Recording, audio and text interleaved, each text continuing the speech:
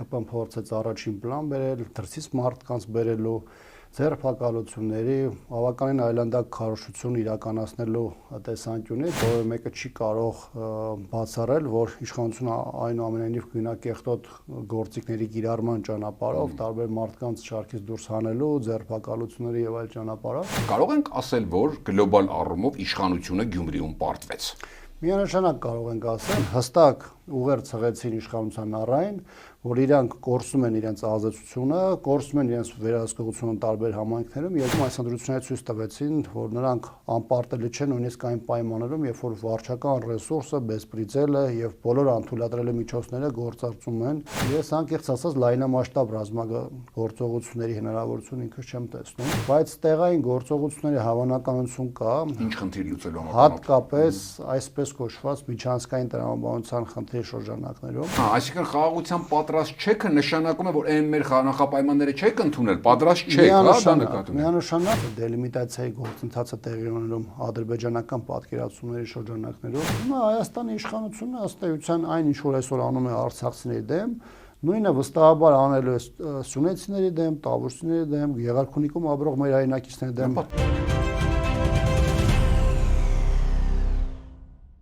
Գյումրիով Փարաքարում համայնքի ղեկավարի ընտրություններն ավարտվեցին։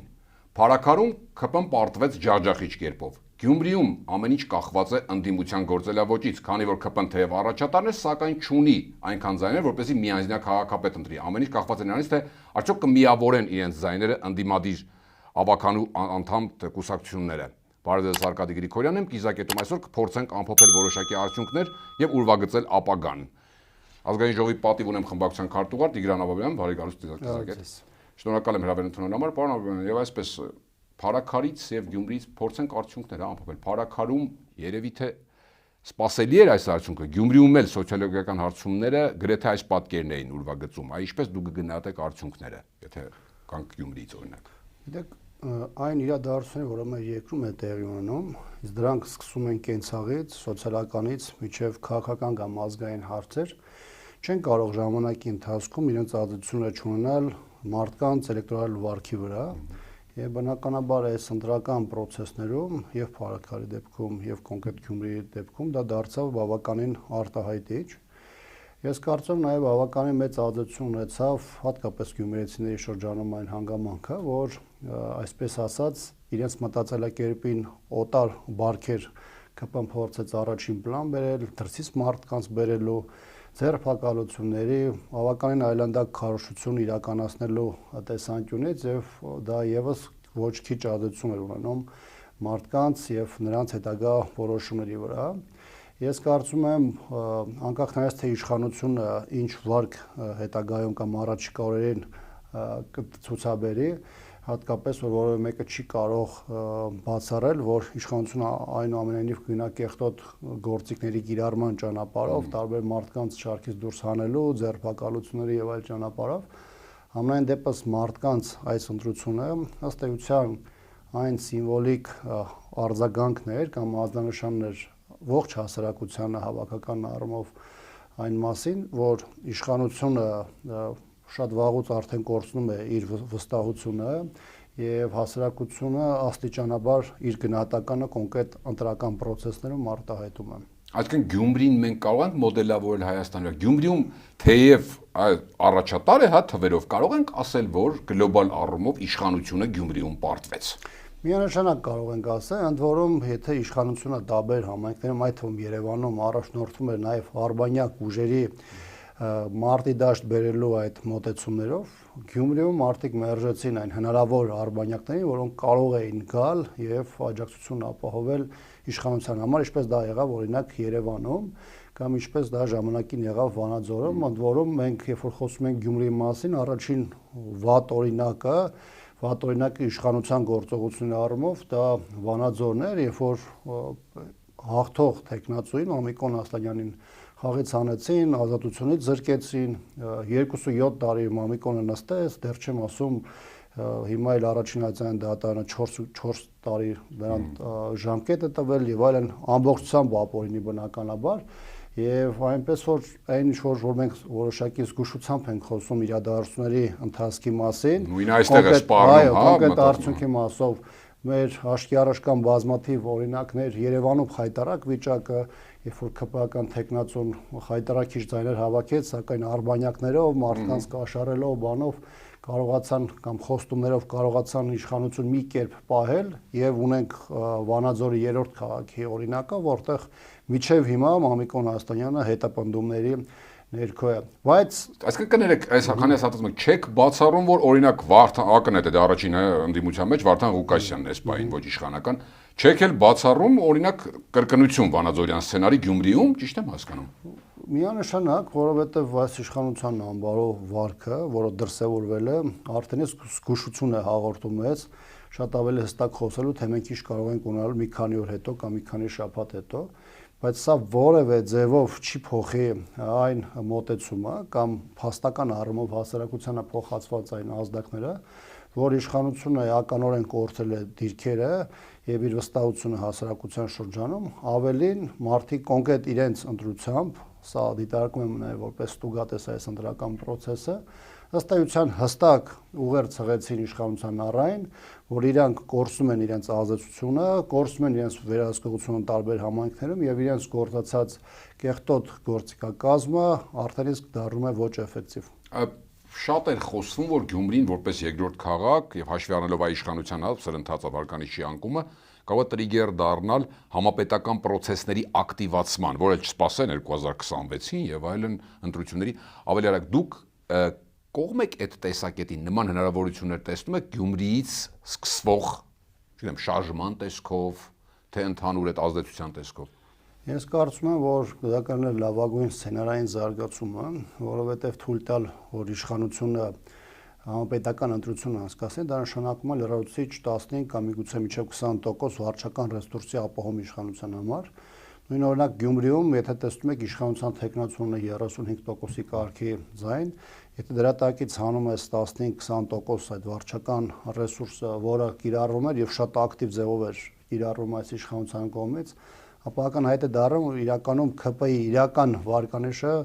15-ից մաքսիմում 20%-ի շրջանակներում է։ Հիմա այս պայմաններով բնականաբար նաև հանրության տարբեր շրջաններում, համայնքներում եւ քաղաքական շրջանակներին նաև տալիս են որոշակի վերլուծության հնարավորություն, հասկանալու թե հանրությունը ըստ իրավիճակի ինչպես առաջնորդվեց, ինչ դրդապատճառերով, ինչ են ընկած մարդկանց ընտրության հիմքում եւ բնականաբար շատ կարեւոր է, որպեսզի հնարավոր լինի ամենակարևորը դիտարկելու արդյոք սա հնարավոր է բերել փողոցային շարժման, նոր շարժման գեներացման եւ մինչեւ 26 թվականը, այսպես ասեմ, խաղի նոր կանոններ սահմանել, որտեղ ԿՊ-ի ազդեցությունը կլինի արդեն զրոյական։ Այսինքն Գյումրին տեսնելով հնարավորություն գոնե արտացոլանքն է, փոքր Հայաստանի ավելի պարզ Հայաստանը,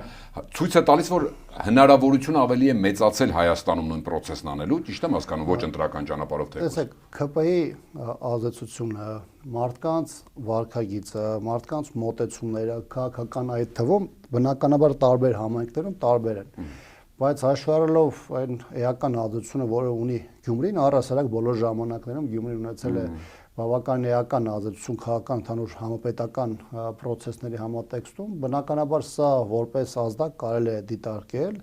եւ բնականաբար կարելի է նաեւ որոշակի պրոյեկտներ նաեւ Հայաստանի Հանրապետության ընդհանուր տրամադրությունների վրա, որովհետեւ այն խնդիրները, որոնք առաջ էին բերվում, սկսած սոցիալական խնդիրներից, վերջացրած այս իշխանությունների օրինակ պահվածքը, բեսպրեդելը,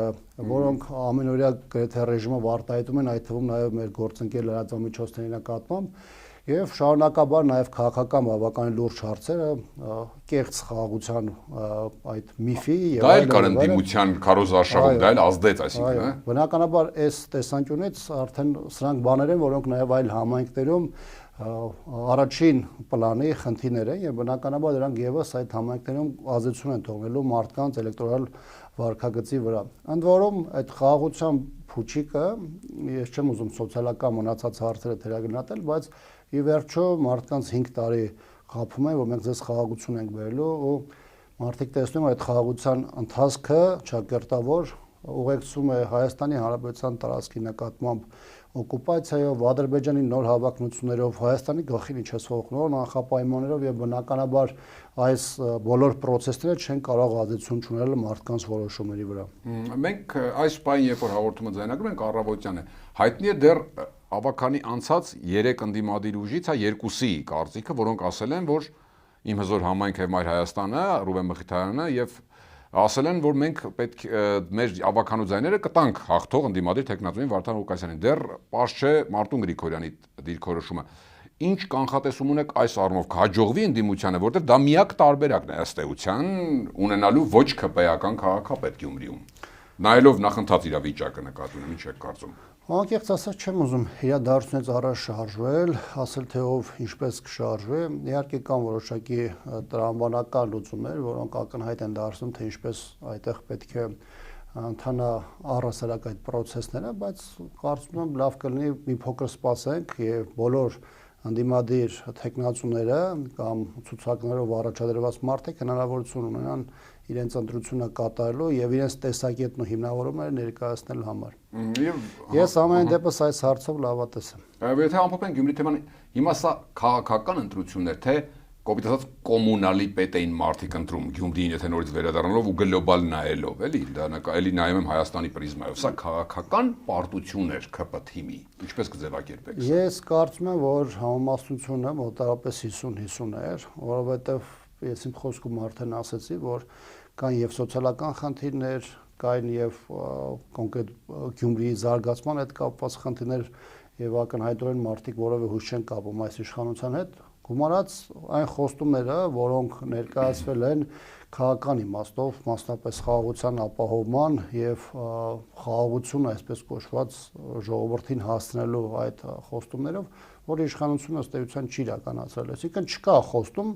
որ իշխանությունը իրականացրել է եւ այս իրավիճակում բնականաբար մարդկանց վրա ազդեցությունը եւ սոցիալական եւ քաղաքական գործոններ են։ Պարոն Աբրամյան, դուք ռեպրեսիաների, հա, բանտարկությունների մասին ակնարկեցիք, որ հնարավոր է, բայց հաշվի առնելով ստացած ձայները, չէ, եւ Վարդան Ղուկասյանի եւ մյուսների, եթե գումարում եք, ահռելի է բավական Գյումրիի համար։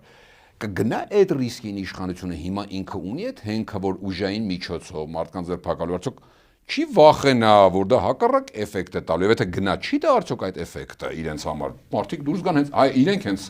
խթանեն, որ մարդիկ փողոց դուրս գան, սկսած Գյումրիից։ Գիտեք, մի քանի հանգամանք կա, որ պետք է հաշվի առնել եւ այս բանը դեռ պարզ չէ, թե իշխանությունը դրանցից որով կառաջնորդվի, թեև Փաշինյանը արդեն իսկ հայտարարել է, որ ինքը հարգում է մարդկանց ազատ կամքի արտահայտումը, բայց դա բնականաբար չի նշանակում, որ իշխանությունը ռեպրեսիվ ապարատը չի աշխատացնի, հատկապես նախընտրական ողջ շրջանում մենք դա տեսել ենք։ Դա ուղեկցվել է նաև քարոզչական աղբով, որը լցվել է կամ թիրախավորվել է, որի միջոցով բազմաթիվ ընդդիմադիր գործիչներ եւ այլն։ Եվ բնականաբար այս իրավիճակում դեռևս պարզ է, թե իշխանությունը որ ճանապարհով կգնա, որովհետեւ ի սկզբանե նրանց բոլոր պաշտոնյաների են թաղի լիազորից միջև մարզպետներ կամ նախկին մարզպետներ, падգամավորներ, նախարարներ, նրանց ներկայությունը Գյումրիում եւ Փարաքարի տարբեր ընտրական շտաբերում ըստ էության ցույց է տալիս նրանց համար, թե ինչպիսի կարևորություն են այս ընտրությունները։ Եվ կարծում եմ սա առաջին հերթին նաև հոգեբանական բավականին կարևոր խնդիր ունի իշխանության համար, որովհետև նրանց համար կարող է մտահոգիչ դառնալ այն հանգամանքը, որ մեր այն քաղաքացիները, որոնք չէին հավատում, որ կարելի է իշխանությանը որևէ տեղում թեկուզ եւ առանձին ճակատամարտերով հաղթել, ամեն դեպքում այս ընտրությունները ցույց տվեցին, որ նրանք անպարտելի չեն նույնիսկ այն պայմաններում, երբ որ վարչական ռեսուրսը, բեսպրիձելը եւ բոլոր անթույլատրելի միջոցները գործարկում են թույլ չտալու համար ընդդիմադիր ուժերի հաջողությունը,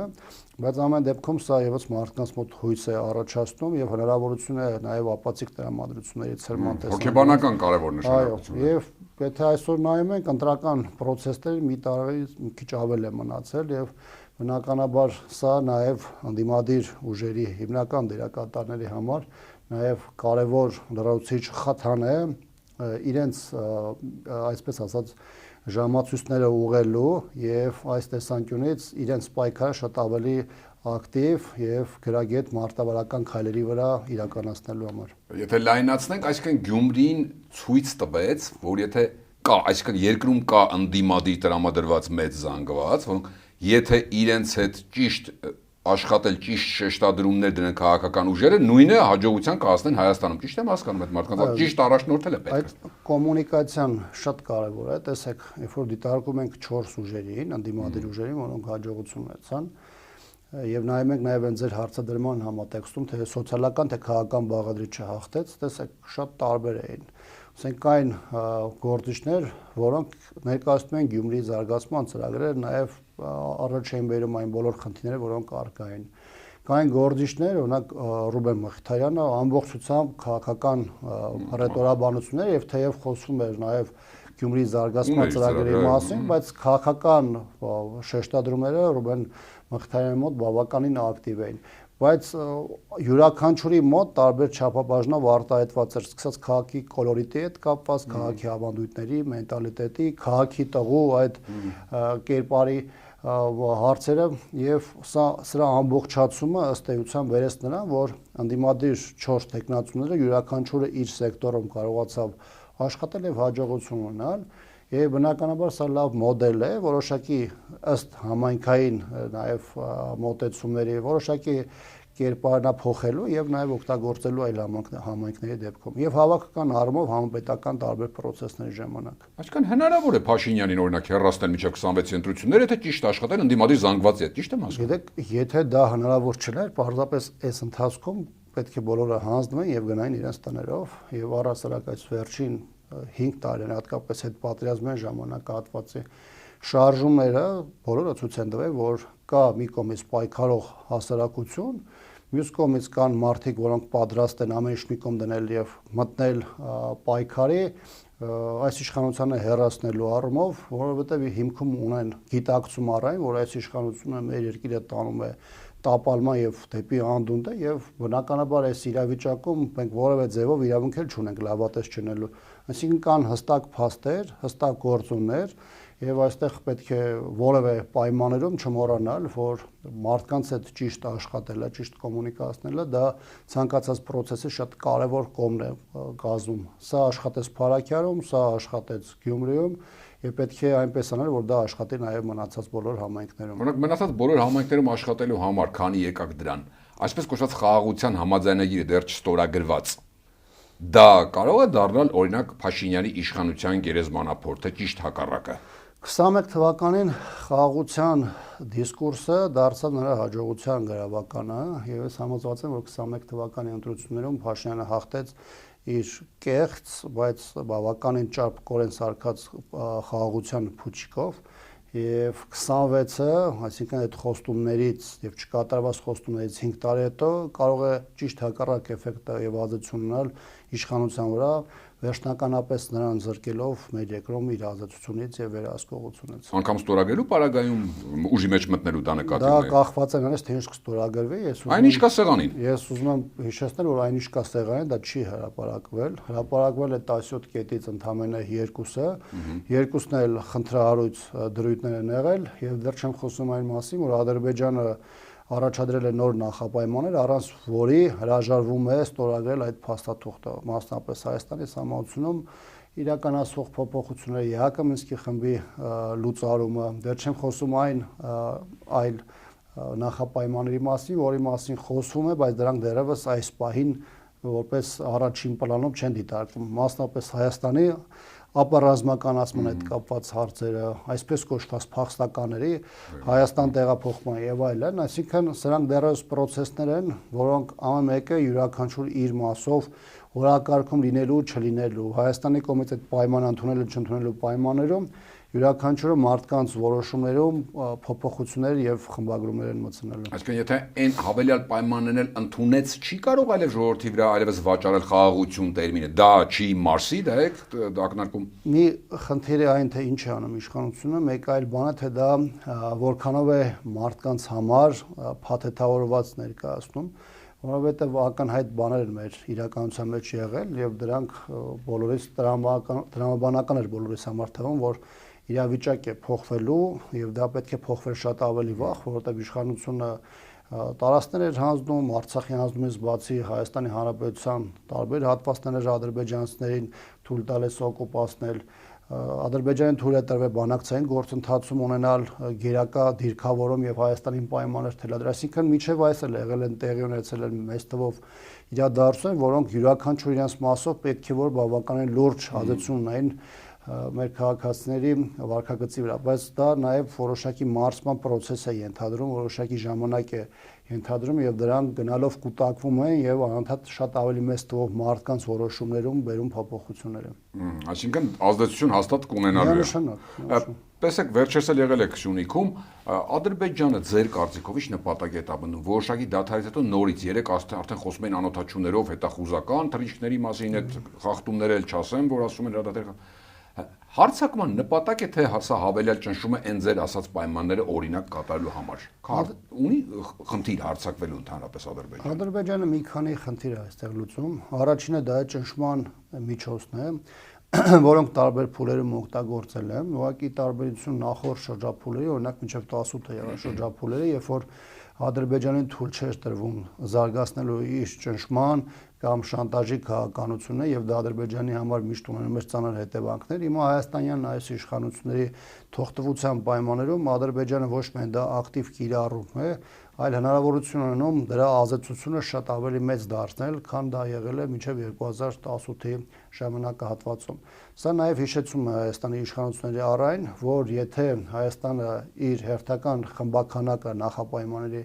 չկատարի, իրադրությունը սահմանագծին կարող է տաքանալ։ Եվ երրորդը, երբ որ մենք խոսում ենք դրա հնարավոր ազդեցության մասին, ես անկեղծ ասած լայնամասշտաբ ռազմագործողությունների հնարավորություն ինքս չեմ տեսնում, թեև ներկայիս ժամանակահատվածում իրադարձությունները ավելի ակտիվ են զարգանում եւ բաներ կան, որոնք կարող է 2-3 շաբաթվա կտրվածքով չերևալ, բայց 1 կամ 2 ամսվա կտրվածքով բավականին ակտիվ զարգացում ունենալ, բայց տեղային գործողությունների հավանականություն կա։ Ինչ խնդիր լուծելու համար։ Հատկապես այսպես կոչված միջանցքային տրամաբանության խնդրի շրջանակներում եւ չի բացառում, որ Ադրբեջանը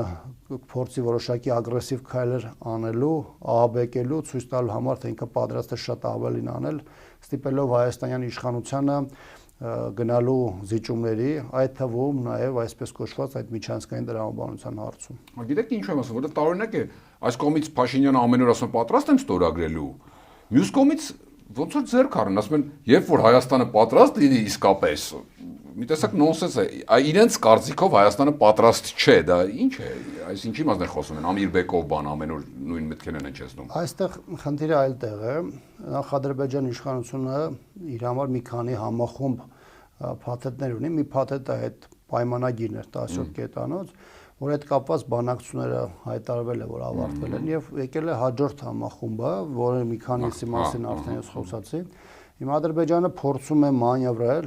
եւ իր համար ակնհայտ է, որ Հայաստանում մի իշխանություն է, որը զիջել է տարիներով եւ բնականաբար ինքը այստեղ տեսնում է զիջման ավելի մեծ պոտենցիալ եւ փորձում է այս պահին Հայաստանից փոկել մաքսիմալը եւ դրանով է պայմանավորված, որ ինքը համարում է, որ այդ 7 կետը արդեն ունի, այն ինչ որ ուզել է դրա մեջ ամփոփել է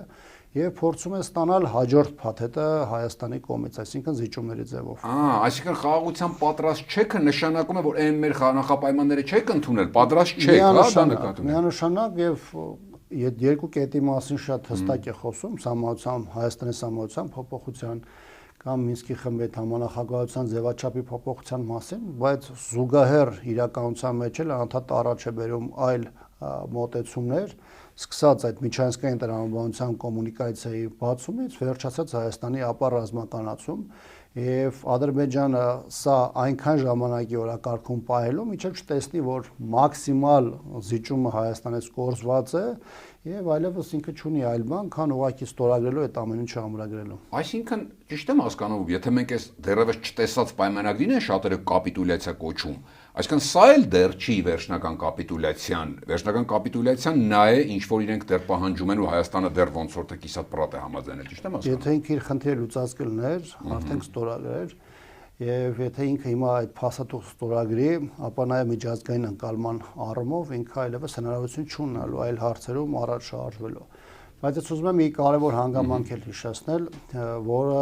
կարծես երկրորդ պլան է մաղված, դա սահմանազատման հետ կապված հարցն է, որտեղ անկախ նրանից թե դու ինչ կկնքես, շատ կարևոր է թե սահմանազատման գործընթացը ինչպես կգնա, որովհետեւ հիմա ընդամենը 900 քանի կիլոմետրանոց սահմանի 12-13 կիլոմետր հատվածն է իրականացվել եւ դա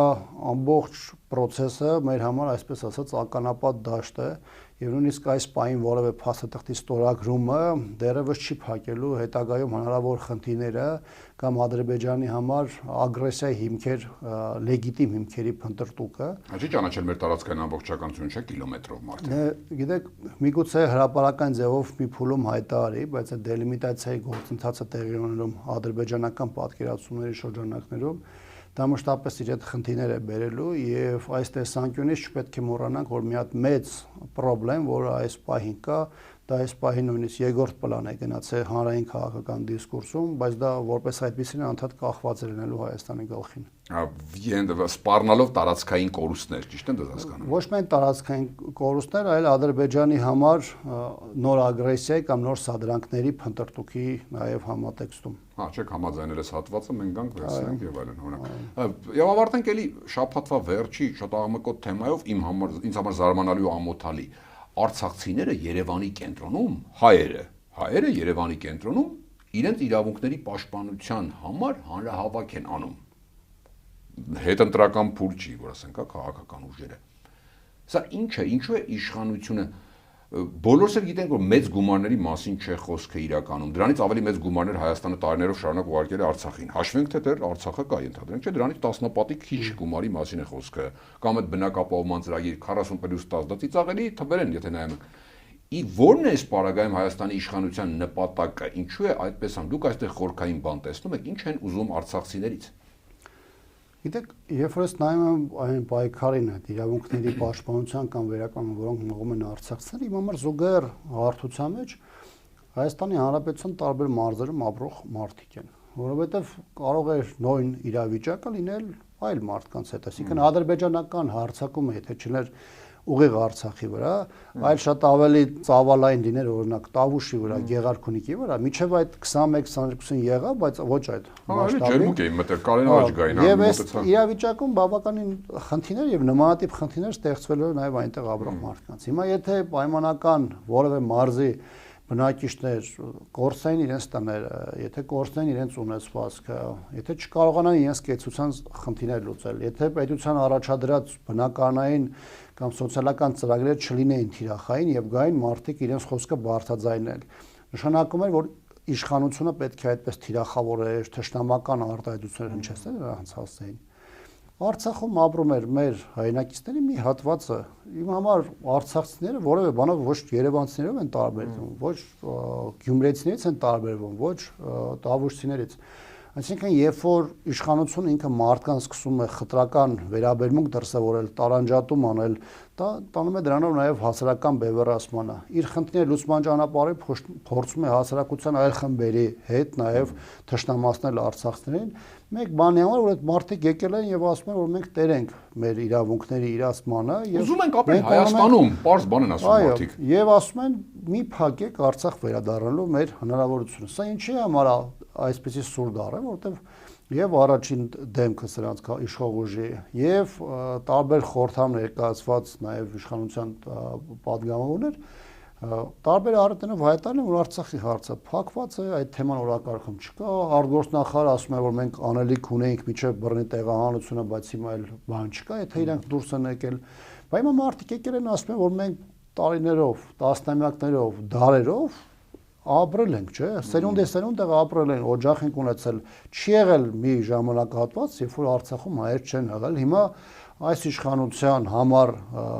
ջանքերով մենք ստացել ենք առանց հայերի Արցախ։ Բա հիմա այդ մարդիկ, ովքեր այդտեղ ապրել են, բա իրավունք չունեն կան իրենց խնդիրները բարձրաձայնել, կամ այն մարդիկ, ովքեր հայրենիքի տարբեր հատվածները նայում են սեփականի տեսանկյունից, բա իրավունք չունեն գնալու, միանալու այդպիսի հավաքներին եւ իրենց ձայնը բարձրաձայնելու։ Հիմա Հայաստանի իշխանությունը ըստ էության այն ինչ որ այսօր անում է արցախցիների դեմ, նույնը վստահաբար անելու է սյունեցիների դեմ, տավուշցիների դեմ, Գեղարքունիքում ապրող մեր հայրենակիցների դեմ, եւ դա կասկածելի դեր չի։ Այդ նպատակը որն է, ինչ արցախցիներ կոմպակտ չունենալ, նպատակը ինչն է։ Մարդկանց արտագաղթի բերելն է։ Հայաստանի իշխանության համար վտանգավոր են բոլոր այն խմբերը, որոնք որևէ ձևով պայքարում են իրենց իրավունքների, ազգային կամ տարբեր քաղաքական իրենց մոտեցումները արտահայտելու համար։ Հայաստանը այս իշխանությունը ցույց է տվել, որ իր համար ցանկացած այլախոհ, ցանկացած մարդ, ով ունի իրենց տարբերող մոտեցում, դա իր համար վտանգ է ներկայացնում եւ նա բոլոր միջոցներով այդ մարդկանց դեմ աշխատում է։ Հիմա այն մարդիկ, ովքեր մի քանի օր առաջ հանրապետության ներողություն օպերայում հավաքվել են եւ պահանջներ էին ներկայացնում, բնականաբար այդ մարդիկ եւս իրենց համար վտանգավոր են, որովհետեւ գիտակցում են իրենց իրավունքները եւ պատրաստ են դրա պահանջատերը լինելու։ Եվ դրանով է պայմանավորված, որ իշխանությունը ներհասարակական խժդժություններ մտցնելով փորձում է եւ պարակտություններ մտցնել եւ ի վերջո հանգեցնել նրանց, որ մարդկանց մի մասը հիասթափվի, հրաժարվի իրավունքների համար պայքարից եւ բռնի օրինակ արտագաղթի ճանապարհը։ Վերջին հարցը, նույն այդ վտանգը ներկայացնում են Բաքվում այսպես կոչված դատվող մարդիկ իշխանության համար։ Այդ վտանգը էլի այդ խմբից են, խմբերից մեկն են։ Եթե նայում ենք թե ովքեր են այնտեղ ներկայացված, այնտեղ ներկայացված հիմնական մարդիկ իրենց կյանքով, կենսագրությամբ, փորձառությամբ ասոցիացում են մշտապես պայքարի, պետականաշինության, ազգային գաղափարախոսության հետ եւ բնականաբար այդպիսի մարդիկ կլինեն Բաքվի բանտերում, կլինեն Արցախում, թե Հայաստանի Հանրապետության տարբեր մարզերում կամ քաղաքներում, դրանք այս իշխանության համար վտանգ են ներկայացնում եւ նրանք փորձում են այս պետության մեջ ստեղծել բովանդակազուրկ, արժեքազուրկ մի համակարգ, որտեղ իրենց պատկերացմամբ յուրաքանչյուր մարդու պետք է ապահովես իր սոցիալականը եւ այդ մարդը որևէ այլ իրավունք չունենա բարձրաձայնելու իր քաղաքական, կրոնական կամ ազգային առաջնահերթությունների մասին։ Դրանով է բացատրված նաեւ ջանքեր, այսպես ասենք, չներդնելը, որովհետեւ իմ հյուրը Արցախի օմբուդսմենն էր, որ ասում է ընտանիքի անդամները շփվում են, իրենք ոչինչ չգիտեն, որ ինտենսիվ քայլեր են ձեռնարկում, ուրեմն չեն ձեռնարկում, ինչ է կարծում։ Դա եթե դրանք գործադրվեին, ապա դրա արձագանքը, դեռ չեմ խոսում արդյունք, արձագանքը նաև միջազգային տեսանկյունից կլիներ շատ ավելի երևացող։ Շատ շնորհակալ եմ։ Շնորհակալություն։ Հիշեցնեմ, Կիզակետում այսօր ազգային ժողովի պատիվ ունեմ խմբակցության քարտուղար Տիգրան Աբրահամյանն էր, Կիզակետի թողարկումներն ու շատ էլ տեսանյութեր դիտելու համար առաջարկում եմ բաժանորդագրվել մեր YouTube-յան ալիքին։ Կհանդիպենք։